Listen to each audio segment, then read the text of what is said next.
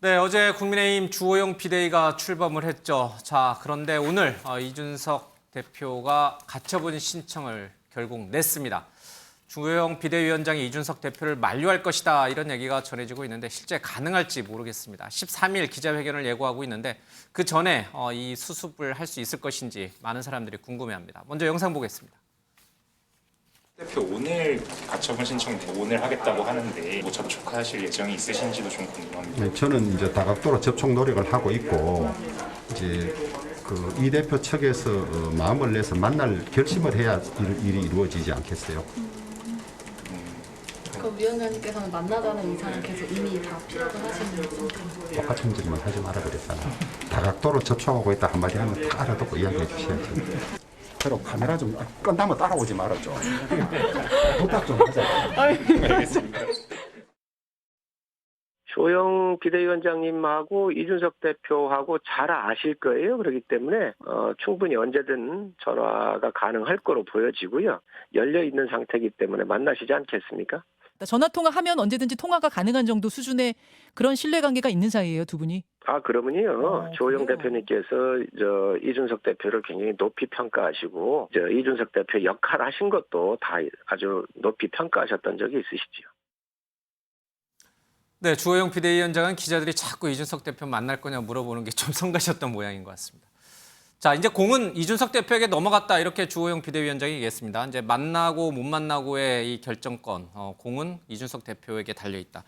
그러면 우리 다섯 분은 또 어떻게 생각하는지 궁금해집니다. 이준석 대표가 주호영 비대위원장의 만나자고 하는 요청을 받아들여서 만날 것이다. 13일 전에. 그러면 O, 안 만날 것이다는 X로 좀 해보겠습니다. 어떻게들 다섯 분은 예측하고 계실까요? 자, 안 만날 것이다가 네 분, 만나실 것이다가 한 분 이렇게 나왔습니다. 먼저 우리 신영께 좀 여쭤봐요. 왜 안 만날까요, 이준석 그게 대표가? 만난다는 것은 가처분 신청을 내지 않는다는 걸 전제로 한 얘기입니다. 철회할 수도 있지 않나요? 근데 지금 보니까 오늘 그 접수가 됐고요. 전자 신청을 해갖고 재판부까지 배당이 됐고 그 보도에 의하면 빠르면 내일 가처분 신청이니까 비대위가 지금 출범이 거의 이제 초읽기에 들어가지 않았습니까? 그러니까 비대위 출범 전에 그 판결을 해야지 나름대로 의미가 있지 않겠습니까? 그래서 내일 판결 결과가 나온다는 말이 있어요. 그러니까 저거는 이제 그 가처분 신청을 내기 전에 만나서 사법적 해결이 아닌 정치적 해결을 모색해 보겠다 그런 의미였거든요. 근데 이제 벌써 사법적 해결로 가버렸어요. 그런 의미에서 좀 이미 타이밍을 놓친 거 아니냐, 지나간 거 아니냐 이런 생각이 드네요. 오늘 밤이라도 혹시 근데 제가 그거까지는 법률가가 아니라서 근데 저게 냈는데 그럼 본인이 가처분 신청된 거를 철회를 하고 그런 게 가능하다면 그 길도 있을 수는 있겠죠. 그러나 좀 대단히 비관적이다. 이준석 대표가 만나는 수 있는 것. 그리고 끝에 우리 윤경호 의원께서도 한번 왜 이준석 대표가 안 만날 거라고 보십니까? 지금 이 대표의 정치적인 입지는 갑자기 상당히 좋아졌잖아요. 그러니까 동정론에서 시작을 해서 지금은 왜 이준석 대표에 대해서 징계를 했지 이런 거 싹 잊어버렸죠. 그러니까 그런 점에서 가처분 신청도 뭔가 저울질을 한다 아니면 내가 이 딜을 한다 이런 인상을 주지 않고 그냥 밀어붙이는 걸로 그렇게 보여요. 그 가장 측근이었던 청년 정치인 김용태 최고위원이죠. 김용태 최고위원이 본인이 가처분 신청하지 않겠다고 하면서 두 가지를 얘기했던 것 같아요. 어제였나요? 그제였나요? 이런 홍수 국가적인 재난 상황에서 이런 내부 분란 이거 별로 좋아 보이지 않는다. 그러나 이준석 대표는 할 것 같다. 왜? 법원에서 설사 기각이 되든 인용이 되든 정치적인 상황에 대해서 뭔가 의미 있는 한마디를 남겨줄 거다. 저는 그 얘기가 상당히 눈에 띄더라고요. 그게 아마 이준석 대표의 지금 전략이자 밀어붙인 어떤 배경이 아닐까 그런 생각이 들어서 여기서 딜을 해버리면 그런 식의 정당성 아니면 내가 지금 내쫓김을 당하는 입장이다 이런 게 다 무너져 버리니까 그런 점에서는 만나는 게 의미가 없죠. 그럼 우리 최수영 의원께는 조금 하나 더 들어간 질문. 그러면 안 만날 거면 오늘 가처분 신청을 접수를 하면서 오늘 기자회견을 해서 본인의 소신의 생각이나 이런 것들을 어떻게 할 것인지 이런 걸 밝혀야 되는데 기자회견은 또 13일 날 한다라고 예고해낸 상황에서 오늘 가처분 신청을 냈거든요. 이 의도는 또 뭐예요? 그러니까 저는 사실 지금 왜 만나지 못할 거라고 저는 예. 예측을 하냐 그러면은 사실 이 주호영 대표가 설령 이준석 대표를 만난다더라도 어떤 걸 주겠습니까? 과연 이준석 대표가 납득하고 이준석 대표가 내가 그러면 정치적인 여기서 출구 전략을 짜게끔 할 수 있는 그런 당근책이 제시할 수 있을 게 뭐가 있을까요? 저는 그게 제한적이라고 생각합니다. 다음에 전당대 주호영 비대위원장이 그 정도 권한을 갖고 있습니까? 저는 13일까지 시간을 놓은 것은 윤석열 대통령께 저는 시그널을 보낸 거라고 보는 겁니다. 그 사이에 윤석열 대통령의 회신을 기다리는 것이고 그다음에 또 하나는 그 9일 날 그러니까 금요일 날 이제 발표될 비대위원회 명단을 보겠다는 거죠. 그래서 과연 이 당이 혁신 의지가 있고 예. 정말 중립적 관리 의지가 있는지 보고 저는 13일로 잡았다고 보기 때문에 주호영 대표는 만나고 싶을 겁니다. 그리고 사실 비대위원장으로서 정치적인 이런 해결책을 모색하거나 이런 어떤 성사를 한다 그러면 굉장히 정치적으로 또 내보일 수 있는 그런 좋은 기회죠. 그리고 예. 이준석 대표도 정치적 상상력의 차원에서 나쁘지 않지만 저는 많은 도구가 없다고 생각하는 거예요. 제한적이고 그다음에 그런 어떤 당근책을 유인책을 줄 만한 게 없기 때문에 저는 오히려 이준석 대표가 가처분 신청의 길을 간 다음에 저는 윤석열의 길을 갈 수도 있다고 보는 거예요. 그러니까 과거 검찰총장 시절에 직무정지 가처분 신청에 대해서 인용이 나오자마자 예. 바로 거기서 그 명예회복을 한 다음에 사퇴하지 않았습니까? 저는 오히려 그런 방법도 이준석 대표가 고려할 수 있는 카드지 여기서 주호영 대표를 만나서 정치적 타협의 결과물을 낼 것이다. 저는 가능성이 그렇게 높지 않은 것으로 봅니다. 예. 정 교수님은 어떻게 보세요? 오늘 직접 서류를 내질 않고 전자문서 형태로 냈어요. 그러니까 이제 기자들 만나기 싫다는 거죠. 이제 질문 받기 싫다는 거죠. 왜 그랬을까요? 기자들을 만나기 싫다. 뭐 이런 현상적으로 그렇게 예, 볼 수 지금 이 있겠습니다. 순간은. 지금 이 순간 그럴 수 있습니다만 결국은 이제 그 이준석 대표가 다시 한번 이 수해 피해 때문에 고통받고 있는 전 국민적 상황. 예. 굉장히 그 이준석 대표가 청년 정치인으로서 이렇게 지금의 어떤 이 대표까지 올라오게 된 과정에는 예. 여론에 대한 어떤 과정에 대해서 굉장히 민감하게 반응하는 스타일이거든요. 그런 것들을 충분히 고려해서 나는 이런 상황에서도 이런 상황에서까지 당내 어떤 분란에 내가 한 축으로 부각되는 것이 되지 않겠다라고 하는 이준석 대표의 어떤 입장이 반영된 것이다. 저는 그렇게 보여지고요. 이준석 대표 입장에서는 주호영 비대위원장 입장이야. 당연히 이준석 대표를 하루라도 빨리 만나서 뭔가 저는 뭐 지금 이준석 대표 주호영 비대위원장 입장에서는 뭔가 혁신형 뭐 비대위 또는 혁신 관리형 비대위 하고 싶죠. 예. 자, 그러나 제가 볼 때는 거의 봉합형이라고 봐야 돼요. 자, 그동안 이준석 축출이라고 하는 그 일련의 과정이 있을 때 중간지대에 있는 의원들이 무슨 역할을 했습니까? 예. 아무 역할 하지 않았어요. 이제 와서 자, 이미 이준석 대표를 그 축을 이루고 있던 뭐 여러 최고위원들이 다 돌아서고 있고 사실상 제가 여러 번 정치적 비유를 했습니다만 친위 세력에 의한 쿠데타가 일어나니까 다 한 명, 두 명 다 드디어 투항하고 있지 않습니까? 이런 상황에서 이준석 대표 입장에서는 타협 노선을 취할 여지가 없다. 그런 상황에서는 우선 명분을 축적하는 시간으로 가져가려고 할 것이다. 가처분 신청을 통한 명분 축적. 그리고 이후에 윤석열 어떤 대통령 예. 체제 또 이 국민의힘 내부에서 정치적 탄압을 받아서 결국 내가 내쫓길 수밖에 없었다라고 하는 그런 어떤 이미지를 축적하면서 여론전을 전개하는 방법으로 갈 것이기 때문에 현재 주호영 위원장을 만나는 것은 실익이 없는 것으로밖에 판단하지 않겠는가라는 게 제 판단입니다. 네 분의 고수들은 다 이준석 대표가 주호영 비대위원장을 안 만날 거라고 하는데 우리 유일하게 네. 우리 김연아 의원께서만 만날 것이라고 보셨어요. 제가 고수가 아닌가 봅니다. 저는 이준석 전 대표의 어떤 이런 성향을 좀 가만히 유추해 봤을 때 남의 상상대로 행동하지 않는 특성이 있다고 봐요. 그래서 아마 이 시간에도 여러 텔레비전을 틀어놓고 이렇게 정치 비평을 하시는 분들에게 서울에 오셨나 모르겠네. 예. 아니 텔레비전으로 보면 되니까요. 예, 또 유튜브로 보면 되니까 저는 끊임없이 세간의 어떤 평가, 전망들에 예의주시하고 있다고 보고 있습니다. 그런 측면에서 저는 제가 맞을 수 있다는 생각이 지금 들었던 게 너무나 많은 분들이 안 만나실 거라고 네. 얘기를 하시니 저는 이준석이기 때문에 만날 수 있겠다 이런 생각이 들었고요.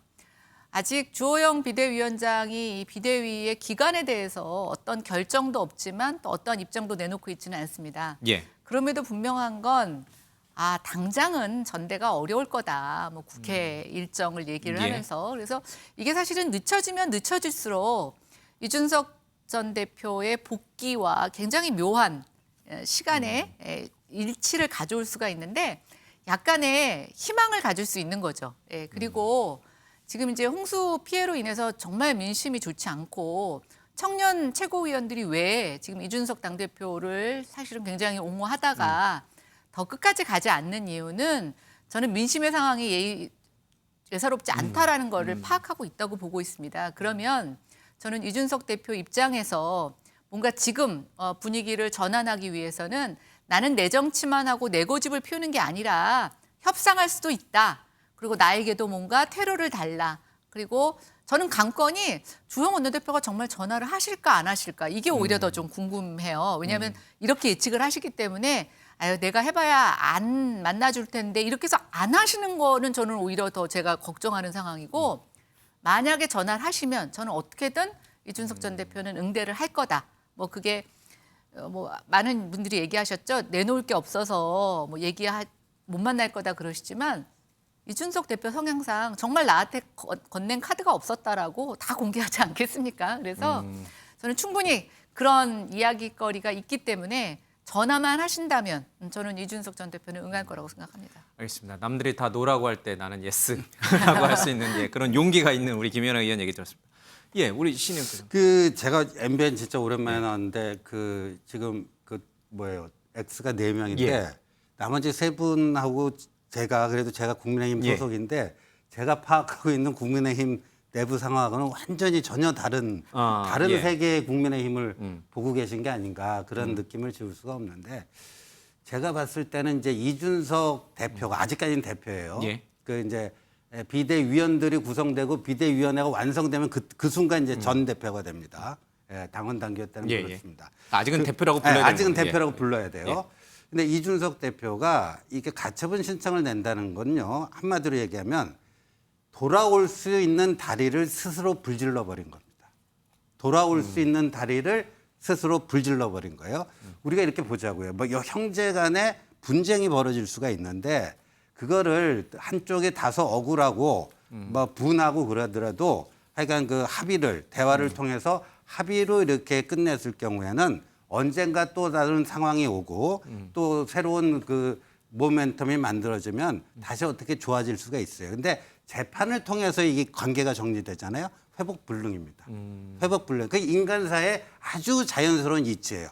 예. 그 부부 관계도 그렇고요. 예. 그런데 이거를 굳이 지금 이준석 대표에 대해서 그간 상당히 우호적인 입장을 취해왔던 오세훈 시장, 홍준표 시장, 뭐 정미경 전 최고위원, 한기호 전 사무총장, 뭐 이런 사람들마저도 가처분 신청은 내지 말라라고 그렇게 신신당부하는 게 바로 그거예요. 그 보자고요. 이제 그리고 이게 또 뭐 다른 적이지만 제가 봤을 때 결론적으로 얘기하면 이준석 대표가 낸 효력정지 가처분 신청이 법원에 의해서 인용될 가능성은 저는 1% 미만이라고 저는 그렇게 보고 있어요. 그런데 그래서 거기서 기각되면요. 돌아올 수가 없어요. 만약에 이준석 대표가 경찰 수사에서 다행히도 기소가 안 되고 불기소 처리가 되면요. 이 비대위가 언제까지 유지될지는 모르겠지만 그 6개월 후에 이 당원권 정리 6개월 후에 전당대회가 열린다고 했을 때 그게 내년 한 1월이라고 쳐요. 그럼 6개월이 끝나니까 그때 전당대회 다시 도전할 수가 있습니다. 그런데 이런 식으로 법적으로 당내 분란을 일으키고 뭐 해가지고 재판에도 져버리잖아요. 그게 불가능해져요. 그러니까 이거는 제가 봤을 때 이준석 대표가 저는 왜 이런 행위를 했는지 저로서는 이해가 안 가요. 예. 그러면 뭐 윤 대통령이나 아니면은 윤핵관들로부터 이런 화해, 포용의 이런 제스처는 전혀 안 가겠네요. 아니 그런데 아까 우리 김연아 의원께서도 말씀하셨는데 어제 주호영 비대위원장이 취임하고 첫 번째 기자회견하면서 이준석 대표에게 뭐 어떻게든지 연락해서 만나겠다. 우리 방금 전에 그 자료화면 봤잖아요. 다각도로 노력하게 이게 이미 방송을 통해서 이준석 대표도 전달이 됐어요. 그런데 가처분 신청 내버린 거 아니에요. 당신은 안 만나겠다. 그렇게 돼 간다는 거죠. 알겠습니다. 이 정치가 워낙 이제 예측이 불가능한 거라 만날지 안 만날지 이준석 대표의 생각이 오늘 아침 생각이 다르고 저녁 생각이 아마 다르지 않을까 싶습니다. 알겠습니다. 뭐 이거 편말은 이제 내려놓으셔도 되고요. 자, 이준석 대표의 측근으로 알고 있었던 분이죠. 저도 그렇게 알고 있었습니다. 왜냐하면 한 신문 칼럼에서 윤 대통령과 이준석 대표의 갈등의 시작이 바로 이 사람 때문이다라고 지명했을 정도로 친 이준석계로 알고 있었는데 이분이 갑자기 오늘 대통령실로 간다는 얘기가 전해졌습니다. 누굴까요? 화면 보겠습니다. 네, 저는 카멜레온입니다. 상황에 따라 주어진 입장에 맞는 논리를 개발해 풀어내는 것에 능숙하기 때문입니다. 지난 토론 때 영부인 옷값 공개에 반대했던 것도 일종의 역할극이었습니다. 대변인은 그렇게 때로 내 생각과 다른 입장도 대변할 수 있어야 합니다. 카멜레온 같은 제가 대변인에 적합하다고 생각하는 이유입니다. 붉은 카멜레온의 옷을 입고 우리 당과 당선인을 성심껏 보필하겠습니다. 감사합니다. 약간 저랑 좀 일하시는 스타일이 비슷하신데 저도 이제 일하면 그 연애나 이런 것들을 잘 생각을 못 하게 되는 경향이 있거든요. 근데 지금 워낙 막중한 임무를 수행하고 계시기 때문에 당대표 한 2번, 3번은 하셔야 되는데 벌써 결혼 생각하시면 안 된다. 이번에 우리가 대선 승리를 한다 그러면은 여러분의 공입니다. 젊은 세대에. 근데 절대 여러분을 싼 값에 팔아넘기지 마십시오. 예. 여러분의 자부심과 여러분의 공 그리고 20대 30대에 여러분이 대선 승리를 위해서 큰 공을 세웠다는 그 자존심과 자부심 거기에 맞게 사시면은 나중에 누가 여러분에게 부여한 것이 아닌 여러분이 따낼 수 있는 그런 좋은 성과들이 많을 겁니다. 앞으로 진심으로 우리 박민영 보좌역과 청년 보좌역들의 앞길을 축원하고 제가 감히 돕겠다는 말씀 못 드리고요. 여러분을 괴롭히는 사람이 있으면 제가 혼내주겠습니다. 예, 이 공개 오디션 형태로 이 대변인 뽑는 자리에서 뽑혔던 이 박민영 전 국민의힘 대변인이 오늘 대통령실 청년 대변인으로 간다는 얘기가 좀 전해졌습니다. 지금 과거 영상인데 지금 찾아보니까 우리 이제 제작진이 찾아냈는데 본인은 까밀레온이다 이런 얘기를 좀 했던 얘기가 좀 있고요. 이준석 대표는 나랑 일하는 스타일이 비슷하다. 비슷한가 싶기도 하고요. 예, 좀 궁금해집니다. 어떻게 보셨어요, 정 교수님? 박민영 대변인의 대통령실 행. 그 좀 전에 그 자료 화면을 보니까 나는 까멜론이다 하는 말 자체가 탁 와닿는 느낌이었어요. 그러니까 이게 배신이에요, 변신이에요, 아니면 뭐 변신으로 봐야겠죠. 그리고 나는 정치인이 아니라 전문가다라고 하는 무슨 얘기를 하고 전문가? 싶은 것 같아요. 뭐 이를테면 홍보라든가 이런 기능 차원에서 필요로 곳이면 누구든지. 그렇습니다. 실제로 그 당 대변인을 했습니다만 지난 대선 후보 시절에 윤석열 대선 후보 시절에 뭐 이를테면 뭐 청년 보좌역인가 이런 역할을 하면서 59초짜리 쇼츠 광고 같은 것도 만들어서 상당히 내부적으로는 뭐 평판이 좋았다는 거 아니겠어요? 또 기능적으로 전문적인 어떤 분야에 있어서 홍보 부분에 전문성을 본인이 가지고 있는 것으로 보여져요. 근데 그 저는 이제 물론 이게 윤석열 대통령이 됐든 아니면 누군가의 추천에 의해서 대통령실로 옮기게 되는 거지 않습니까? 근데 저는 두 가지 의미가 있다고 봐요. 짧게는 뭐냐면 정책 홍보와 어떤 정무기능, 대통령 지금 비서실이 말이 많잖아요. 참모기능 자체가 거의 뭐랄까 좀 제로 상태에 가깝다고 해도 과언이 아니다. 그런 속에서 정말 훌륭한 자원이 있다. 정책 홍보 분야에 있어서는 탁월한 재능을 가진 사람이 있으니 뭐 모시겠다. 근데 나 대통령을 비판한 사람이다. 어때? 그런 사람들까지 끌어안자. 그럼 입막음도 되는 거 아니야? 뭐 이렇게 생각했을 수 있다. 그걸 뭐라고 비판할 일은 아닌 것 같다. 충분히 그것은 갈 수 있다고 보는 것이고요. 두 번째, 또 한 명의 친 이준석계가 투항했다. 뭐 저는 이 두 가지 측면으로 박민영 대변인이 청와대로 가는 것을 설명할 수 있을 것 같다는 판단입니다. 유능한 실력을 홍보 분야에 유능한 실력을 가진 젊은 정치인을 영입했다라는 의미와 또 하나는 이준석계의 투항의 의미로 동시에 이제 양면적인 모습을 볼 수 있다. 근데 모르겠습니다. 실력이 얼마나 있는지 모르겠는데 오늘 강인선 대통령실 대변인에게 이제 대통령실 출입 기자들이 물어봤어요. 그러면 청년 대변이란 무슨 일을 하는 거냐? 이렇게 뭐 브리핑도 하고 그러냐 그랬더니 그건 또 아니라고 그래요. 이제 브리핑은 기존처럼 강인선 대변인하고 부대변인이 주로 하고 저 박민영 청년 대변인은 무슨 일을 하는지 그러니까 상징적인 의미라는 말을 강인선 대변인이 했어요. 그러니까 이게 뭐 능력이 출중해서 데려온 거가 맞는 것인지에 대한 약간의 퀘스천 마크가 지금 주변에서 나오는 것 같아요. 제가 생각하기에는 일종의 레드팀 역할을 아마 할 것 같아요. 그러니까 지금 사실 이준석 대표가 지금 저렇게 당과 척을 지면서 2030이 당에서 많이 떠나갔다고 얘기하고 실제로 지금 그렇게 당원 지지율에서도 반영이 되는 것 같은데 박민영 대변인은 사실 지난번 어떤 보수 언론 칼럼에서 박순애 장관 지명에 대해서 자랑했던 건 정말 해서는 안 될 일이었다고 비판했단 말이에요. 그것이 결국 대통령의 진노를 불러왔고 그로 인해서 이준석 대표가 이렇게 빠른 속도로 낙마하게 된 그런 원인이 됐다 이런 취지였는데 그러니까 그런 당사자를 대통령실이 픽업을 해갔다. 저는 그렇다면은 여기에 대해서 하나의 분명한 신호를 주는 거죠. 그러면 이제 우리가 쓴소리도 듣는 레드팀을 구성하겠다. 그러니까 실제 박민영 대변인이 저렇게 단기 필마로 들어가서 얼만큼 그러니까 대통령실 내부의 의견에 예. 뭔가 쓴소리를 하거나 좀 어떤 새로운 대안을 제시하는 그 역할은 얼마나 할지 모르겠으나 상징적 차원에서 우리가 이제는 좀 우리 편의 얘기만 듣고 그것을 순화시키는 그런 행동을 하지 않고 최소한 우리가 청년의 눈높이로 바라보는 일종의 대통령실에 대한 비판도 쓴소리도 고언도 받아들이겠다라는 하나의 상징적 저는 신호로 보기 때문에 저는 박순애 장관의 이번에 낙마와 그다음에 박민영 대변인의 이 지금 그러니까 대통령실 입성이 거의 한 며칠 차이로 이루어지고 있는데 저는 이것이 그나마 조금 윤석열 표 국정 운영에 대한 약간의 일종의 쓴소리 레드팀도 구성하겠다는 그런 시그널로 받아들이기 때문에 굉장히 저는 의미가 있다 좀 생각합니다. 박순애 장관과 김승희 보건복지부 장관 임명을 했을 때 이제 여러 기자들이 많이 물었죠. 그랬더니 대통령이 전 정권과 비교해봐라. 자질면에서 뭐 밀리냐 이제 이런 얘기를 했고 그 이후에 박민영 그 국민의힘 당시 대변인이 무슨 얘기를 했을까? 직접 다시 한번 상기시키는 차원에서 들어보겠습니다. 처지는 한이 있더라도 해야 할 말은 해야죠. 그러니까 그리고 내부 총질이랑 쓴소리를 좀 구분을 해야 돼요. 그러니까 내부 총질이란 말은 내부적으로 정말 적의를 가지고 서로 공격하는 거라면 쓴소리는 정말 발전을 바라는 그런 마음에서 하는 이야기들이거든요. 저는 대통령한테만 하는 게 아니라 이준석 대표한테도 쓴소리 굉장히 많이 합니다.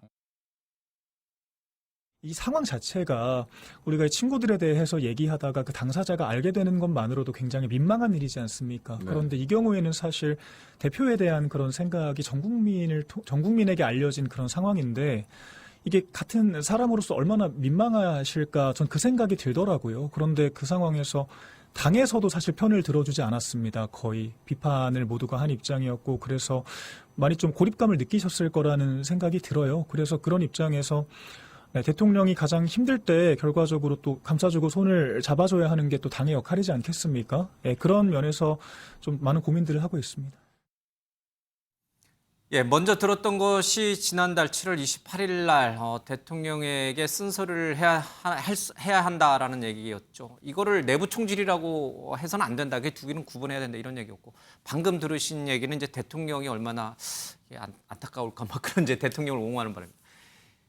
김현 의원님, 네. 지금 그 7월 28일 날 했던 그 앞에 들었던 얘기와 그 뒤에 들었던 얘기가 같은 맥락이에요? 다른 맥락이에요? 정말 카멜레온처럼 완전히 180도 다른 얘기예요? 한 사람 입에서 나오기에는.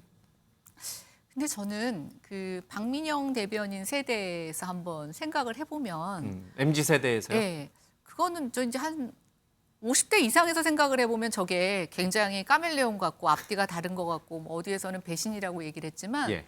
박민영 대변인은 이준석 대표가 개인적으로 불러온 사람이 아니에요. 예. 공개 오디션을 통해서 자기 실력을 인정받고 대변인이 된 거거든요. 저는 뭐 배신이다 은혜다 이럴 것도 없다고 생각해요. 그리고 이준석 대표도 그렇게 생각 안 할 거라고 생각합니다. 근데 본인이 본인의 정체성에 대해서 처음부터 굉장히 명확하게 밝혔어요. 이번 건과 관련이 없이. 그래서 저는 그런 측면에 있어서 굉장히 신선한 도전이다라고 생각을 합니다. 오히려? 네. 예. 근데 다만 이제 대통령실에서 박민영 대변인을 어떻게 활용하느냐에 따라서 저는 이 결과는 달라질 거라고 보여져요. 그래서 이제 강인성 대변인 같은 경우 아직 결정된 게 없어서 뭐 브리핑을 할 거다 이런 걸 언급 안 한 것 같다고 저는 생각합니다. 근데 정말 불러다 놓고 상징적으로만 불렀다면 저는 정말 그건 대통령실이 2번 실패하는 거라고 보고 있고요. 안에서 정말 쓴소리를 하는 또 MZ세대의 시각을 갖고 대통령에게 얘기할 수 있는 그 역할로 쓴다면 저는 굉장히 쇄신적인 발탁이고 혁신적인 시도라고 생각을 해요. 그래서 본인이 얘기하잖아요. 저는 되게 고맙기도 하고 대견했던 게 뭐냐면 지금 우리 당이 되게 어렵잖아요. 대통령 지지율도 그렇고 당 안의 내분도 그렇고. 근데 그때 어떤 자기가 한 말에 대해서 그거에 명분을 쌓기 위해서 계속 그걸 주장하는 게 아니라 상황에 맞게 자기 입장을 변화시킬 수 있다는 건 저는 굉장한 용기라고 생각하고 지금의 선당 후사 모습을 가장 보여주는 저는 한 대표적인 사례라고 봐서 오히려 굉장히 긍정적으로 보시는 네, 그래서 저는 오히려 이 박민영 대변인을 우리가 어떻게 활용하고 그 쓴소리를 당내 어떤 혁신의 동인으로 삼느냐 오히려 기성 정치인들에게 과제가 남는 일이라고 생각합니다. 예. 이준석 대표가 이 박민영 대변인의 이 대통령실 행에 대해서 또 SNS에 글을 하나 올렸는데요. 잠깐 좀 보겠습니다. 박민영 대변인에게 충성을 요구한 적이 없으니 충성을 받은 적이 없다. 그리고 충성을 받지 않았으니 배신도 아니다. 이제 이런 얘기를 좀 했습니다. 뭐 본인이 대표로 있으면서 단 하나의 지시도 내린 적이 없다. 그런 얘기도 했고요. 자유가 가진 큰 기회와 가능성을 믿었기 때문이다라고 하면서 뭐 격려의 메시지를 오히려 좀 남겼습니다. 그러니까 박민영 대변인을 친 이준석계로 분류한 언론과 당내 일부 사람들이 잘못 본 것 같아요. 그렇죠? 저도 그런 관점 비슷한데요. 그러니까 이준석과 입장을 함께 했던 주변에 있는 사람들이 하나씩 둘씩 아까 투항을 한다고 어느 분이 말씀하셨는데 그런 관점에서는 굉장히 재미있을 거예요. 그래서 저희가 이거 하는 거예요. 정치적인 입지의 높고 낮음을 떠나서. 예. 그런데 지금 박민영이라는 젊은 대변인을 놓고 과대평가하는 거 아니에요? 아, 너무 과대평가한다. 그렇죠.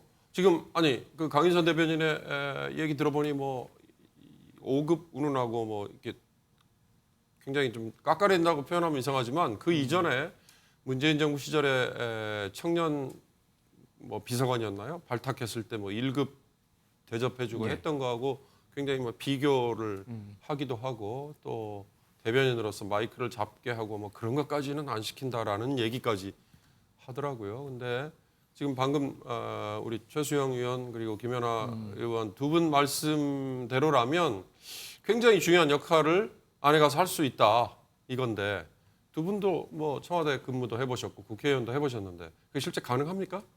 5급 행정관으로 불러온 친구가 대통령에게 밖에 있을 때 아까 그 쓴소리였는지 아니면 뭐 아픈 얘기였는지 튀는 논평이었는지는 모르지만 그런 얘기를 하는 게 조직 속에 들어가서 과연 가능하겠어요? 저는 그 자체도 굉장히 과대평가다. 저는 최근에 일어나는 여러 우리 정치권의 행태 중에 청년 정치인을 일부러 끌어들여서 뭐 완장을 채워주고 앉히기도 하고 야당이죠. 박지현이라는 26살짜리 젊은 비대위원장 시민운동가를 끌어와서 비대위원장이라고 올려놨다가 시컷 흔들고 다시 뭐 팽을 했다 그러면 아마 지금 민주당 지지자들은 굉장히 싫어하실지 모르겠지만 제 눈에는 그렇게 보이고요.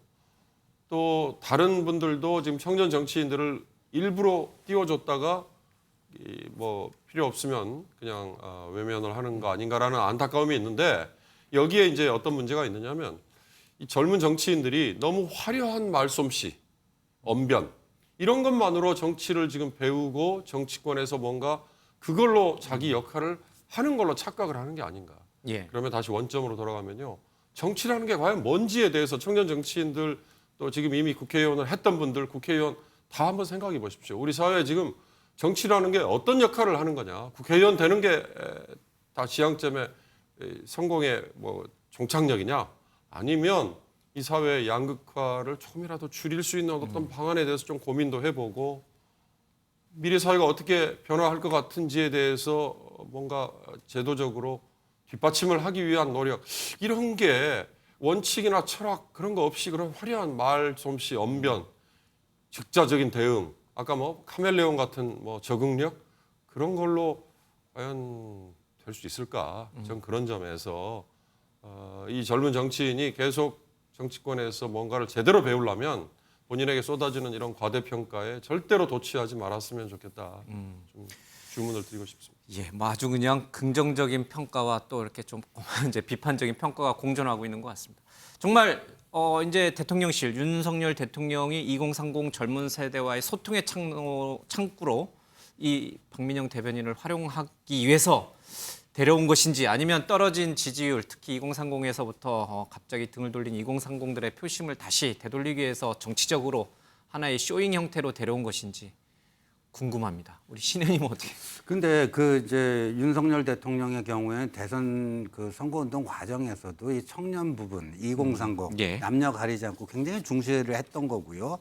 그래서 이준석 대표가 아무래도 자신의 이제 세대가 다르다 보니까 그리고 이제 자식이 없다 보니까 상대적으로 거기에 대한 이해가 좀 부족할 수가 있으니까 이준석 대표가 그런 역할을 해줬으면 좋겠다는 그런 그 아주 간절한 희망을 갖고 있었고 그래서 뭐 두 차례나 가출하고 이런 자리에서는 공식적으로 얘기할 수 없는 수많은 에피소드가 있습니다. 그리고 참모들이 옆에서 윤석열 당시 후보에게 이준석 대표는 도저히 어떻게 같이 하기가 좀 힘든 캐릭터 아닙니까? 그럴 때마다 우리가 큰 걸 보고 좀 참자. 오히려 이렇게 하던 분이었단 말이에요. 그런데 그 참고 역할을 해줄 이준석 대표가 결정적인 실책은요. 그 지난주에 뭐 대통령 보고 한심하다는 발언을 했잖아요. 아주 이제 강대강으로 가는 시기가 있어요. 네, 그러니까 이거는요. 뭐 대통령을 이겨 먹겠다라는 얘긴데 글쎄요. 그게 만용인지 그 자신의 정치적 미래를 위해서 과연 그게 올바른 것이지. 아까 친 이준석계 사람들이 투항을 했다 그러는데 그러면 홍준표 시장, 오세훈 시장도 투항을 한 겁니까? 그러니까 거기서 금도를 같은 당 한 식구에서 그 금도가 있어요. 넘지 말아야 될 선이 있어요. 그걸 넘어가 버렸어요. 그러니까 다른 사람들이 이준석을 두둔하다가 다 질려버린 겁니다. 질려서 그렇게 된 건데 그걸 또 보기에 따라서는 투항이라고 볼 수도 있을 것 같고 그런데 여하튼 그런 점에서 이제 안 맞은 거예요. 그렇다면 이제 박민영 대변인이 이준석의 대체제가 될 수 있는가? 저는 모르겠어요. 박민영의 인물에 대해서 제가 충분한 정보를 갖고 있지 않지만 그러나 이준석 정치의 좌절이 청년 정치의 실패로 이렇게 같이 등치돼서는 안 된다. 청년 정치는 이런 이준석 케이스를 통해서 또 한번 실패도 해보고 또 다른 케이스를 통해서 다시 한번 또 국민적 각광을 받기도 하고 그러면서 실패와 성공을 반복하면서 나름대로 축적되면서 제대로 된 대한민국의 청년 정치가 저는 형성돼 나갈 거라고 봅니다. 자, 한 이슈만 좀 더 다루도록 하겠습니다. 지금 주호영 비대위원장이 이제 선정이 됐고요, 임명이 됐고요. 또 이제 비대위원들도 이제 속속 이제 임명이 되겠죠. 자, 그런데 이 비대위원 가운데 권성동 원내대표가 들어가야 될 것이냐, 말아야 될 것이냐를 놓고 지금 주호영 위원장과 권성동 원내대표 간에 약간의 기싸움이 있는 것처럼 보여집니다. 먼저 영상 좀 잠깐 보겠습니다. 윤핵관이라고 불리는 분들의 이선 후퇴를 주장하는 분들이 많으셨는데 저는 윤핵관이 구체적으로 어떤 분을 말씀하시는지 잘 모르겠어요. 이 상황이 이렇게 어려운데 책임이 있다고 생각되는 분들은 비대위에 참여하기 어려운 것이 아닌가. 권성동 원내대표 같은 경우는 당연직으로 비대위 기능에 참석하게 돼 있는데 당헌 당규에 당연직으로 참석하게 돼 있는 경우는 비대위원장으로서 어떻게 할 도리가 없지 않습니까? 우리가 무슨 싸우고 있나? 그래서 자꾸 언론에서 그런 식으로 카테고리화하고 무슨 개니 하는 자체가 나는 안 좋은 컨셉이에요. 내가 알기로 우리 당에 그렇게 그게 심하지도 않고 한데 하여튼 그런 시비에서 자유로운 구성을 하도록 노력할게요. 어쨌든 이번 사태에 책임 있는 분들이 비대위에 합류하는 것은 이제 반대한다는 입장을 주호영 비대위원장이 언급을 했고요. 거기에 권성동 원내대표가 포함이 된다 이런 해석이 나오면서 신경전이 좀 벌어지는 것 같습니다. 김현우 의원님, 지금 권성동 원내대표가 희망하는 것은 비대위를 한두 달 좀 짧게 하고 바로 전당대회 열어서 새 대표 체제로 가기를 원하시는 것 같은데 지금 주호영 비대위원장은 한두 달 할 것 같으면 내가 이거 뭐하러 하겠냐. 그러니까 내년 정도나 가야 전당대회 할 것처럼 얘기해요. 그러니까 지금 소위 말하는 윤핵관들하고 주호영 비대위원장이 이준석 대표가 이제 빠졌더니 이제는 주호영 위원장이랑 그러면 또 다시 이렇게 대결 구도가 만들어지는 건가? 이런 해석도 좀 있는데 이게 맞는 건지 잘 모르겠어요. 지금 복잡하죠, 당내 사정이. 그리고 또 이제 차기 당대표를 준비하신다고 또는 준비하고 있다고 우리가 알려지는 사람들과의 또 인터뷰도 보면 사실은 굉장히 많은 다른 계획과 이런 말이 적당할지 모르겠지만 이제 동상이몽이라고 표현할 만큼 각각의 생각이 굉장히 좀 다릅니다. 같은 침대에 누운 동상하는 사람들이 너무 많아요. 근데 이제 저는 우리가 이제 이준석 대표의 가처분 신청, 효력정지 가처분 신청이라든가 이런 것들의 어떤 법적 판단을 떠나서 정치적 명분을 가지려면요. 이걸 정말 비상 상황으로 인식하고 이 앞으로 어떻게 대응을 해 나가느냐에 달려 있다고 봐요. 근데 비상 상황으로 선택해서 이걸 다 종결을 해놓고 비상 상황이 아닌 것처럼 다시 예전으로 돌아가서 서로 권력을 좀 나누겠다, 자기가 뭘 좀 해보겠다라는 모습을 보이는 순간 저는 민심은 정말 이제 거스를 수 없는 상황으로 떨어진다라고 보고 있습니다. 그런 측면에서 지금 많은 당원들도 그렇고 아마 일본 국민들도 그럴 텐데 권성동 원내대표의 어떤 책임 이런 것들이 완전히 책임에서 자유롭지 않아요. 그리고 이제 결국은 같이 본인이 비대위원, 그러니까 당대표 직무대행을 하셨다가 이게 지금 무산되는데 많은 분들이 물어보세요. 그러면 권성동 당대표 직무대행은 무슨 책임을 지셨냐고. 저는 비대위에 참여하느냐 아니냐를 떠나서 그 부분에 대해서는 본인이 정치적으로 해명을 하셔야 된다고 생각해요. 그렇기 때문에 지금 저 비대위에서 당연직이 들어가느냐 들어가지 않느냐를 갖고 계속 얘기가 나오는 거라고 생각하는데 그게 어떠한 형태로가 됐던 왜 내가 당연직인데 못 들어가냐 이렇게 답변하실 게 아니라 최근에 일련의 사태에서 벌어진 본인의 책임을 어떻게 지실 건가라는 거에 대해서는 설득하지 않으면 저는 저 논란에서 뭐 비대위원회 들어가든 들어가지 않든 계속 휘말릴 거라고 보고 있고요. 아마 지금 많은 이준석 대표를 같이 지지했던 청년 정치인들 역시도 그 부분에 있어서 같은 어떤 책임의 무게가 있는 게 아니냐라고 계속 항변하고 있는 것 같아요. 그래서 모르겠습니다. 주호영 원내대표 지금 인터뷰하시는 이렇게 모습을 보니까 굉장히 힘들어 보이세요. 얼마나 많은 얘기와 고민이 있을까라는 생각이 드는데 저는 한 가지 원칙은 분명히 가져가야 된다고 생각합니다. 비상 상황이고 이 비상 상황을 극복하기 위해서 우리가 국민들에게 뭘 보여줘야 되느냐. 이거 한 가지만 생각하시고 이를 추진하셔야 된다고 생각합니다. 혹시 짧게 네.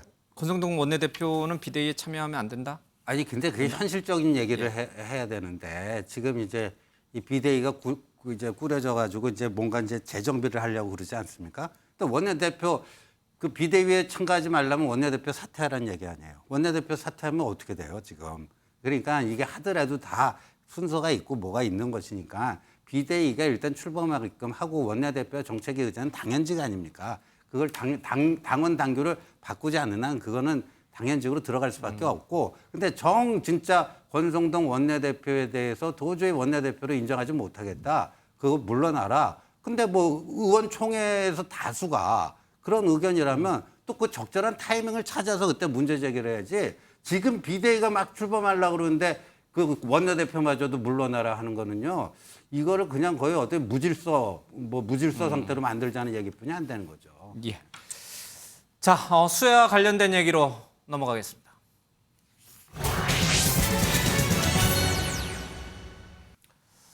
네, 수도권에 집중적인 호우가 내리면서 많은 이재민이 발생했고 사망자도 나왔습니다. 안타까운 상황입니다. 또 이제 지금 장마 전선이 충청도 지역으로 내려갔지만 내일 또 다시 수도권으로 올라옵니다. 전국이 바짝 긴장할 수밖에 없는 상황인데 이런 상황에서 대통령이 보이지 않는다 이런 얘기도 나오고 있고요. 지나치게 언론이 또 야당이 잘못된 정보를 프레임을 걸고 있다 이런 얘기도 같이 나오고 있습니다. 영상 먼저 보겠습니다. 지난 월요일부터 수도권에 아주 기록적인 집중호우로 국민들께서 많은 피해를 입었습니다. 저도 어제 현장을 다녀왔습니다마는 집중호우로 고립돼서 소중한 생명을 잃는 안타까운 사고가 있었습니다. 다시 한번 희생자의 명복을 빌며 불편을 겪은 국민들께 정부를 대표해서 죄송한 마음입니다. 생활이 어려운 분들, 몸이 불편한 분들이 자연재해에 더욱 취약할 수밖에 없습니다. 이들이 안전해야 대한민국이 안전한 것입니다. 예상보다 더 최악을 염두에 두고 대응해야 합니다. 아울러서 국민의 안전에 대해서 국가는 무한 책임을 지는 것입니다. 저녁 시간 9시 때부터는 침수가 이미 주변의 서초동 지역에 시작되었고 대통령이 계신 곳이 곧 바로 상황실입니다. 대통령이 어디에 계셨냐 가지고 어떤 또 대통령실의 여러 가지 컨트롤다가 부재했다라고 프레임을 쓰는 것은 무책임한 공격이라는 거죠. 이에 대한 예고가 있다 그래서 비가 온다 그래서 대통령이 퇴근을 안 합니까? 폭우 피해가 발생했다면 모르지만 대통령께서 퇴근을 하실 때는 저희들도 다 일상적으로 어제 저녁 약속도 있고 다 가고 있었습니다. 계속 약속된 어떤 미팅. 대선 당시 울진 산불 현장을 찾아 청와대에 있더라도 산불이 나면 헬기라도 타고 와야죠 라고 했던 것은 누구입니까? 바로 윤석열 대통령입니다. 그런데 그새 마음이 바뀐 겁니까? 아니면 수해는 국가적 재난이 아니라고 생각하는 것입니까?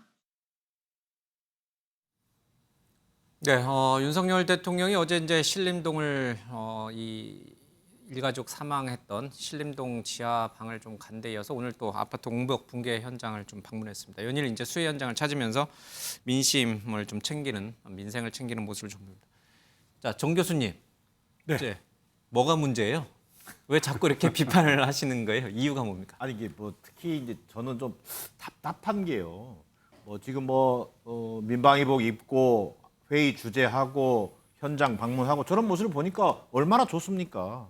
그러나 첫날 대응은 대단히 국민적 눈높이에서 볼 때는 실망스럽고 어떻게 저렇게밖에 대응할 수밖에 없는지에 대한 국민적 비난이 지금 높은 거죠. 그런 국민적 비판 여론을 야당이 전달하는 거예요. 근데 또 그걸 대응한다고 시민사회 수석이라는 사람이 나와가지고 그걸 프레임 공격하지 마라 그러는데 국민적 비판을 대변하고 있는 야당에 저렇게 해서 모면에 나가겠다는 얘기밖에 들리지 않아요. 자, 첫 번째 문제를 얘기할게요. 자, 첫날 대응은요, 거의 저는 F학점 수준이라고 봐요. 근데 그 뒷날부터 좀 그나마 보완을 해서 좀 아직 뭐 성적표를 매길 때는 아닙니다만, 자, 대충 감안해 보면 한 D학점 될 것 같아요. D요? D 정도. 자, 첫 번째, 상황실을 못 가고 집에서 전화로 통제를 했단 말이에요. 지시를 했단 말이에요. 자, 퇴근길에 이미 서초동 일대에 침수가 일어나고 있다는 걸 확인한 상황이잖아요. 그러면 퇴근길에서 다시 차를 돌려서라도 용산 집무실로 가시든지 위기관리센터에 들어가시든지 재난상황실로 가서 전반적인 상황을 통제를 시작을 했어야 됐죠. 근데 그 시간을 어떻게 집에 자택에 머물면서 자택에서 무슨 지시를 했다는 겁니까 도대체? 전화를 하면 몇 군데를 전화를 한 거예요. 이미 위기관리센터에 가면 모든 상황을 통제할 수 있고 뭐 각각의 자치단체장까지 포함된 다 모든 것을 확인할 수 있는데 재난대응의 컨트롤 타워가 대통령 아닙니까? 재난대응의 컨트롤 타워로서 상징적 의미를 갖는 대통령이 그 자리에 있지 않고 그 시간에 자택에 머물고 있었다라고 하는 것 자체가 우선 국민적 불안을 증폭시킬 수밖에 없었다. 저를 위기관리 능력의 가장 상징적인 대통령이 왜 저런 모습밖에 보여주지 못하는 것인가에 대한 국민적 불안감이 있었던 거죠. 저는 뭐 이렇게 야당에서는 지적할 수 있어요. 그런데 저는 저게 온당한 지적이 아닌 게 왜 그러냐면은 사실 대통령께서 있는 곳이, 그러니까 대통령께서 천재지변이 있는 순간 외국 순방에 나설 수도 있습니다. 그러면 1호기 타고 상공에 있으면 그게 주의소입니다. 그리고 설령 다른 외국에 도착해서 정상회담 하는 도중이라도 국가의 재난위기가 발생하면 그 자리에서 바로 대응하면 그게 주의소입니다. 그러니까 저는 대통령께서 전화기 들고 몇 군데만 통화했다고 하는 식의 마치 이게 상황 논리를 짜가지고 공격하는 건 저는 그게 온당치 않아요. 대통령이 전화기만 갖고 있는 거 아닙니다. 최소한의 국가적 비상사태에 대응할 수 있는 통신시설망은 다 갖추고 다닙니다. 그렇기 때문에 너무 집에서 아무것도 안 한 것처럼 이렇게 공격하는 건 과도한 프레임이고 저는 그것은 오히려 전 중도의 지지를 받을 수 없다고 봐요. 차라리 비판을 한다 그러면은 그 과정에서 청와대가 이전하고 용산으로 이전한 과정에서 아직 한남동 공간에 입주하지 않았으니까 그런 사안에 대해서 조금이라도 틈새가 있지 않도록 메우는 것들이 필요하다고 조금 건설적이거나 비판적 지지에 대한 이야기들 했으면 모를까. 마치 저기서 아무 일도 하지 않고 새벽 3시까지 대응을 한 대통령에 대해서 저렇게 공격하는 것은 전 정치적 공격이고 그리고 이것은 지금 이렇게 국가적 미증유의 상태에 처한 대한민국의 이런 어떤 그런 합일된 목소리를 이끌어내는데 전혀 도움이 안 된다. 우리가 잘못은 반성해야 되지만 그렇다고 과도한 공격은 이것은 오히려 이 아픔을 더 저는 더 나락으로 더 끌고 가는 모습이기 때문에 정치권이 저는 이 얘기는 한 번만 지적하고 넘어가야지 계속 이것을 정쟁으로 반복하는 건 대단히 부적절하다고 생각합니다. 근데요, 저는 그 야당의 주장에 최소한의 국민적 공감을 얻으려면은 어제 상황에서요, 기상청에서 이렇게 뭐 100몇 년 만에 기록적인 폭우가 쏟아질 것이다. 예보를 했음에도 불구하고 대통령이 자택으로 퇴근하셨다. 그럼 그런 그 비판하고 공격하는 게 대통령이 뭐 받을 만합니다. 받아야 되고요. 그런데 지금 기상청에서도 그렇게 못한 상황에서 이제 기상청조차 예측을 못한 상황에서 기상청조차 예측을 못한 상황에서 집에 이제 도착했는데 그런 상황이 발생한 거 아닙니까? 그래서 뭐 헬기라도 모시러 가겠다 했더니 이 상황에서 대통령 때문에 헬기 띄우는 건 더 해서는 안 되는 일이다 해갖고 한 거예요. 근데 제가 한 가지 말씀만 드리면 이게 우리나라 좀 고쳐야 될 것 중에 하나가요. 무슨 뭐 자연재해군, 대형 사고군, 재난이 벌어지면 모두 다 이제 뭐 대통령의 잘잘못을 따지고 그러는데 예를 들어서 미국의 9.11 테러가 났을 때요. 그 당시에 조지 부시 대통령이 현장 지휘를 했습니까? 아니에요. 뉴욕에 있는 소방서장이 했습니다. 이 사람이 그러니까 대통령은요, 뭘 해야 되냐면요. 그 어떤 상황을 수습하는데 누가 가장 최고의 전문적 능력을 갖고 있고 지휘 통솔 능력이 있는지 그런 사람에게 딱 그 바톤을 넘겨주면서 당신이 이 상황에선 컨트롤 타워야. 그리고 힘을 실어주고 그 시스템이 가동되도록 하는 게 대통령이 해야 될 일이지 대통령이 무슨 올마이티한 사람도 아니고 재난 전문가도 아닌데 그 현장에 가서 뭐는 어떻게 일일이 지휘하고 있습니까? 지금 민주당이 비판한 거 보면 왜 그거 안 했냐고 하는 식이에요. 근데 그거야말로 아주 그 봉건 왕조 시대 왕이 모든 걸 해결해 줘야 된다는 그런 그 발상이고요. 그리고 이게 지금 10수명의 인명이 희생된 상황인데 이게 좀 상황이 종료된 다음에 잘잘못을 따져도 늦지 않습니다. 뭐가 그렇게 급하다고 첫날부터 그 민주당이 그러면 무슨 이 긴급 상황을 좀 뭐 하는 데 있어서 생산적인 대안을 내놓은 게 있습니까? 그러니까 그 때리고 싶더라도 그 심정은 제가 충분히 이해하는데 상황이 좀 종료되고 나서 시시비비를 가는 과정에서 뭐는 좀 어땠고 이런 거 해도 늦지 않습니다. 좋은 얘기고요. 한 말씀만 드리면요. 민주당이 무슨 시시비비를 지금 이 재난 와중에 가리자는 게 아니에요. 어쨌든 여러 언론 보도를 통해서 당일날 아까도 얘기했습니다만 재난 상황은 재난이라고 하는 것은 예고 없이 찾아오는 거예요. 예고 없이 닥치는 것이고 그런 상황에서 국가와 시민사회의 어떤 대처 역량이 판가름 나는 겁니다. 그리고 재난 상황에서 자 우리가 코로나 상황을 한번 생각해 보자고요. 코로나 상황에서 왜 국무총리가 중심이 돼서 매일 아침 중대본회의를 했습니까? 수백 차례에 걸쳐서. 모든 지자체들과의 상황을 공유하고 또 실제로 지금 병원 수급 상황이라든지 코로나 환자 대응이라든지 이런 것들을 관리하면서 컨트롤 타워 역할을 국무총리가 했던 거지 않습니까? 자, 어제 대통령이 자택에 머무는 시간, 그러면 국무총리가 몇 명의 장관과 모여서 무슨 회의를 했는지도 잘 부각도 되지 않지 않습니까? 왜? 대통령이 그 재난 전문가에서가 아니라 대통령은 앞서 얘기했던 상징성과 국민들에게 안정감과 신뢰를 주는 거예요. 국민의 생명과 안전을 지키는 게 대통령의 가장 큰 덕목이지 않습니까? 그런 부분에서 어떤 대통령의 역할이 미흡했던 것이고 또 그런 부분에 대한 충분한 참모들의 반성과 이후에 어떤 상황에서 대처할 수 있는 계기를 준다는 측면에서 야당의 비판을 받아들일 수 있어야 되지 이것을 뭐 봉건 왕조식으로 몰고 가자는 취지는 아니에요. 이걸 정쟁에 삼으면 야당이 국민적 지지를 받겠습니까? 오히려 야당이 되치기를 당하겠죠. 저는 그렇게 보여진다는 거예요. 알겠습니다. 한 가지만 더 이제 화면으로 보여드리고 나서요. 나머지 분들의 의견도 좀 들어보겠습니다.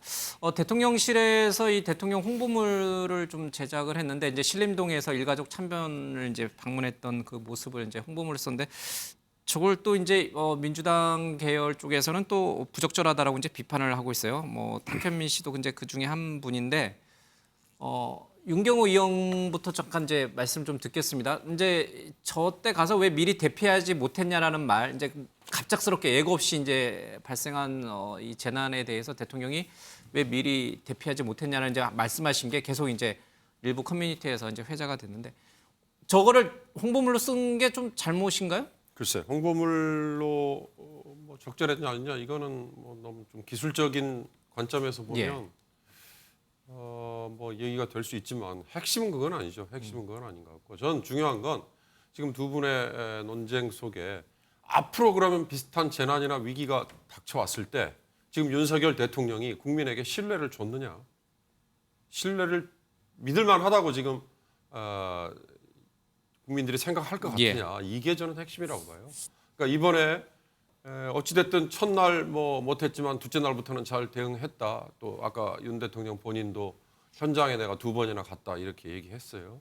그리고 대통령이 현장 모든 상황을 다 지휘를 해야 되느냐라는 논쟁도 하셨는데 안타깝고도 아쉽게도 우리는 대통령에게 무한 책임을 요구합니다.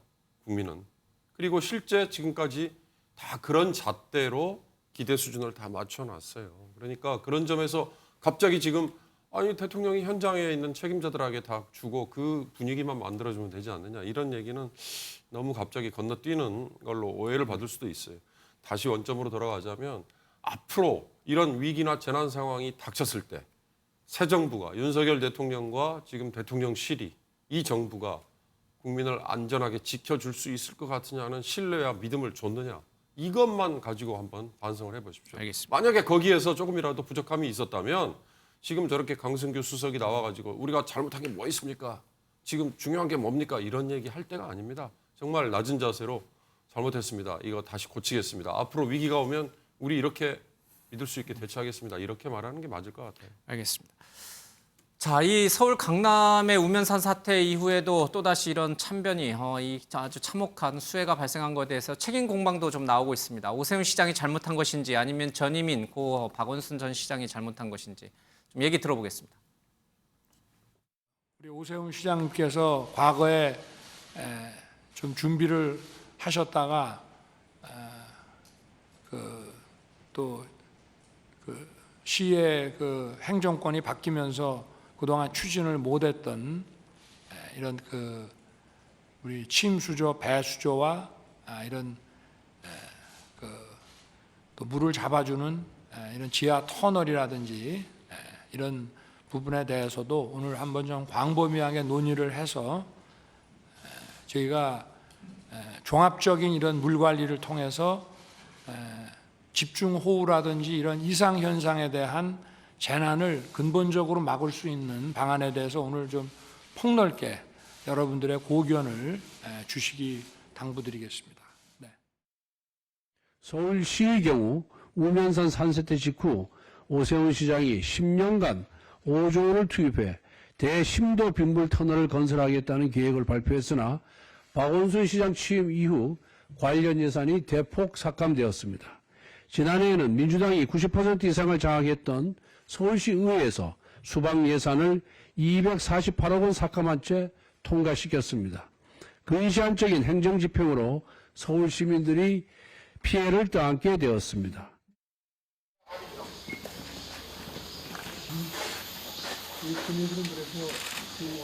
20층인데 할머니, 할아버지들, 환자들, 임진부들, 추석하는 분들 어떻게 왔다 갔다 해야 될 거 아니에요. 지금 시장님 지금요 전기수도가 찌른 문제예요.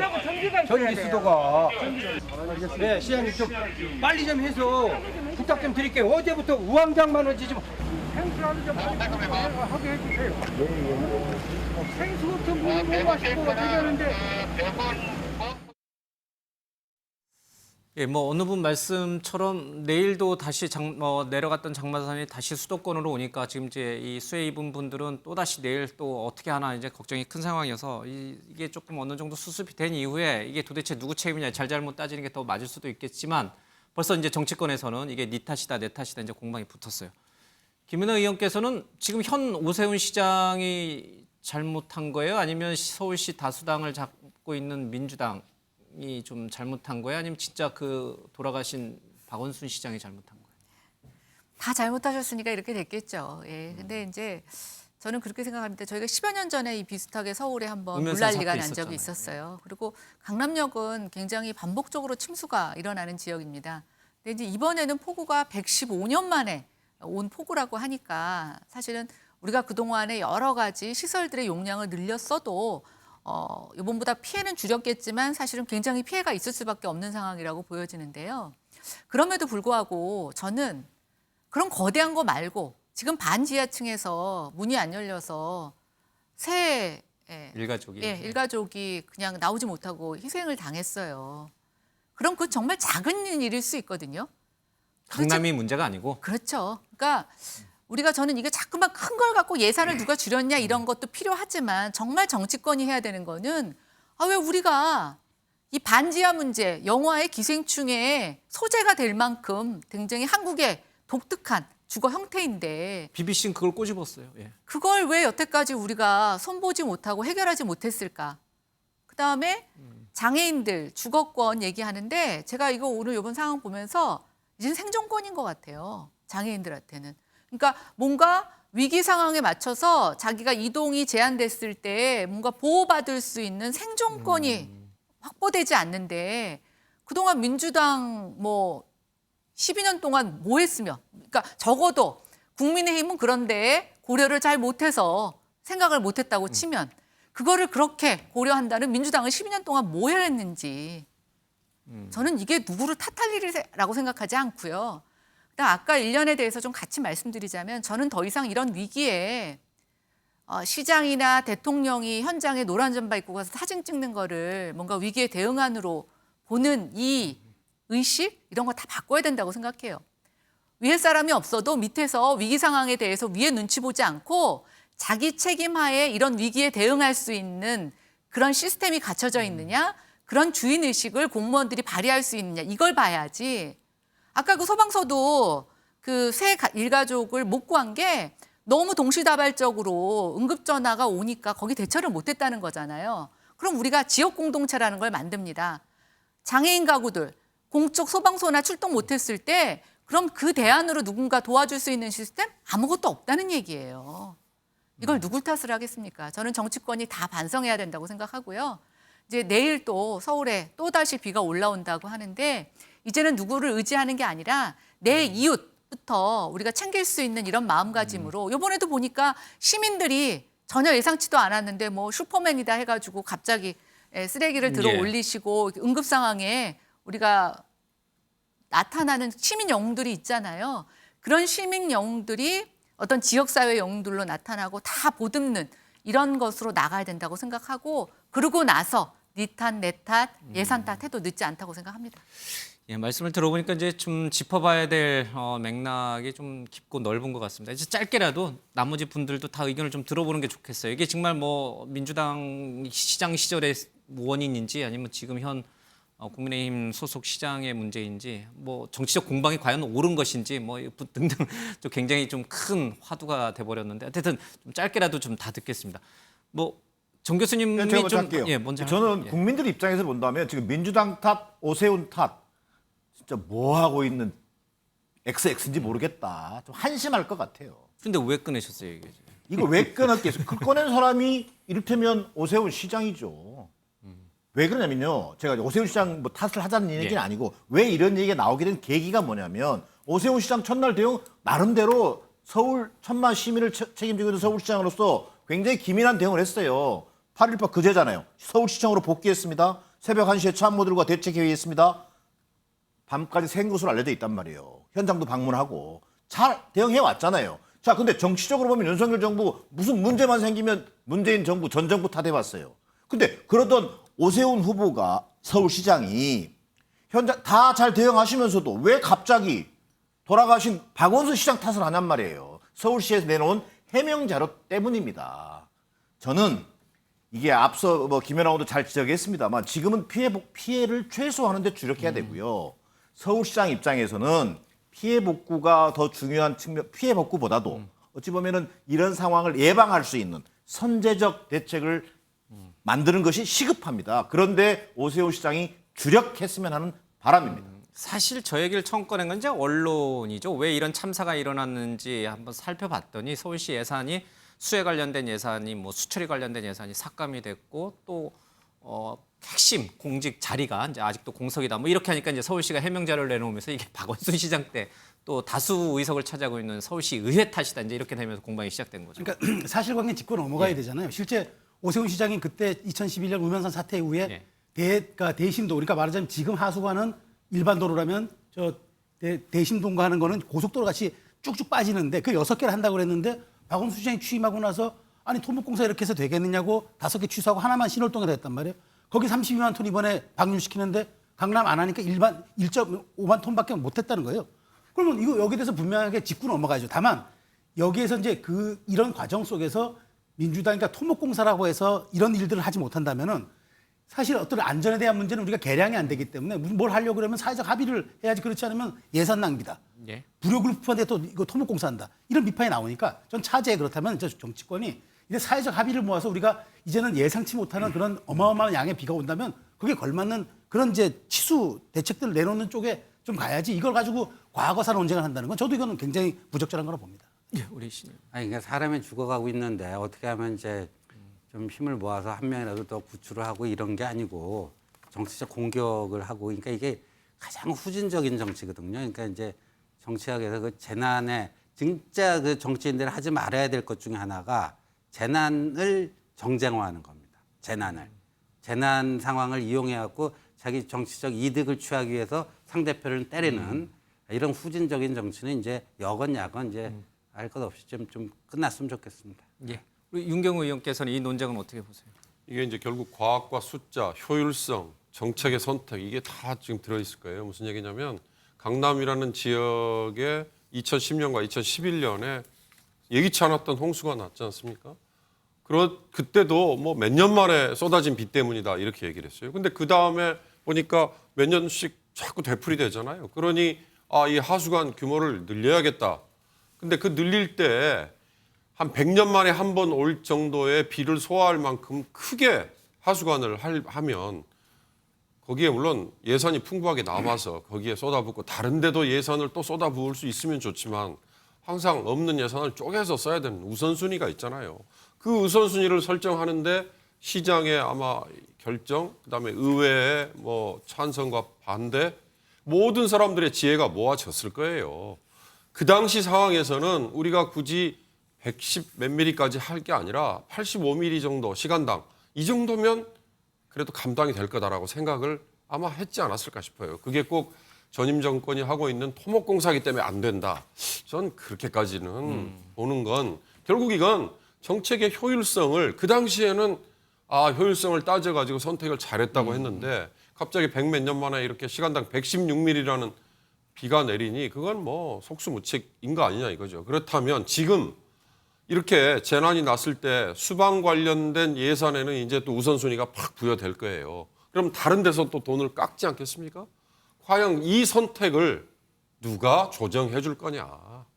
그런 점에서 대통령이 지지율이 높아야 갈등 조정을 할 수 있는 거예요. 지지율이 높아야 저를 믿고 따라와 주십시오. 이번에는 이 정책을 먼저 하겠습니다. 바로 거기에 지지율의 의미가 있는 겁니다. 알겠습니다. 자, 사면 관련된 얘기 하나 듣겠습니다.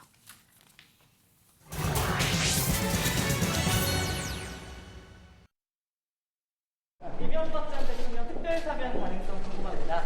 글쎄요, 뭐 거기에 대해서는 지금 언급할 문제는 아니라고 생각합니다. 이명박 전 대통령 사면이 필요하다고 말씀하셨는데 혹시 그 생각을 여전히 유효하신 건지요? 그럼 뭐 20몇 년을 수감 생활을 하게 하는 건 안 맞지 않습니까?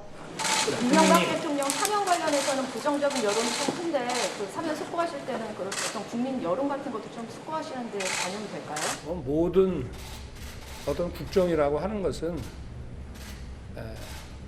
그 어떤 목표 또 헌법 가치 그런 거에 국민들께서 어떻게 생각하시냐 하는 그런 정서 이런 것들이 다 함께 고려돼야 하지 않겠습니까? 아주 어리석은 결정이고 옳지 않은 결정입니다. 네. 그래서 이명박 대통령 사면한다는 건 후보 때 공약이잖아요. 그리고 대통령 되고도 계속 이야기했잖아요. 사면한다고. 그런데 지금 대통령 지지도가 떨어지니까 안 하겠다 이런 이야기잖아요. 네네. 자기 지지도 더 떨어질까. 자, 신 의원님. 네. 정말 지지율이 떨어지니까 할 것처럼 알려졌는데 물론 이제 지금 이명박 전 대통령 서운함을 감추고는 있습니다. 측근들은 부글부글하는 것 같아요. 예, 그럴 수밖에 없는 게 처음부터 이제 정치인 사면은 굉장히 신중하게 하겠다. 처음부터 계속해서 그렇게 일관되게 얘기를 해왔으면은 그런데 뭐 이게 기대를 키워놓고 안 되니까 사람들이 이제 거기에 대해서 좀 화가 나지 않겠습니까? 그래서 지금 대통령실의 대응이 최종적으로 결정된 건 아니지만요. 대통령실의 대응이 후보 시절에 분명히 이제 이명박 전 대통령 사면에 대한 그 약속이 있었고 대통령이 되고 나서도 긍정적으로 발언한 거는 사실 아닙니까? 지금 우리 다 화면에서 보듯이. 그러면 요번에 안 들어가면 왜 안 들어가는지 그럴 만한 합당한 그 사유를 제시를 해야 되는데 아직까지 그거는 없는 것 같아요. 없는 것 같아요. 민주당은 이명박 전 대통령 사면에 반대했잖아요. 그럼 잘한 결정이라고. 정치인 사면을 최소한 원칙에 대해서는 저는 바람직한 방향으로 생각합니다. 그러나 그럼에도 불구하고 법치주의를 표방하고 강조하는 윤석열 정부에서 경제를 명분으로 경제인들에다 사면 자체를 너무 남발한다라는 비판을 좀 겸허히 받아들일 필요가 있겠다. 그리고 MB 사면과 관련해서는 저는 뭐 낮은 지지율이 물론 저는 핵심적 요인이 됐을 거라고 보여집니다. 그럼에도 불구하고 과연 이 대통령의 사면권이라고 해서는 고유의 권한이잖아요. 막판 윤석열 대통령이 어떤 결정을 할지 저는 아직은 좀 더 지켜봐야 될 대목으로 보여집니다. 한 분만 좀 얘기를 들어봐야 될 것 같은데 혹시 누구? 저는 예. 대통령의 사면권은 원칙적으로 왕조시대의 유물이다. 이건 상권 분립을 예. 존중하고 있는 민주주의 이 공화제에서는 저는 없어져야 되는 제도다라는 생각입니다. 지금 이명박 대통령에게 필요한 건 사면이 아니고 고령이기 때문에 감옥 생활이 더 안 맞다 싶으면 그래서 가석방 했잖아요. 그러니까 죄를 아예 없애버리고 다시 활동을 할 수 있게 주는 이런 권한은 사법부의 결정을 완전히 형해해버리는 예. 거고요. 가능한 특별사면이라는 이 권한은 저는 행사되는 건 자제돼야 된다. 원칙적인 입장을 얘기하고 싶습니다. 김 의원님 30초 정도 드릴까요? 저는 경제인 사면하는 거 글쎄요 뭐 비판할 수도 있는데 좀 민주당한테 부탁드리고 싶은 게 있어요. 야당이기 때문에 비판이 필요합니다. 근데 요즘 민주당을 보면 도대체 어떻게 하란 말이냐. 이건 이래서 탈, 저건 저래서 탈. 경제적으로 어려우니까 경제적 사면에 대해서는 칭찬해 주시고요. 또 지지율을 감안해서 정치인 사면 최소한 것에 대해서 아쉽지만 뭐 김경수 전 의원에 대해서 아쉬운 면이 있겠지만 그럼에도 불구하고 그렇게 균형을 맞춰주셨으면 좋겠다는 생각 해봅니다. 알겠습니다.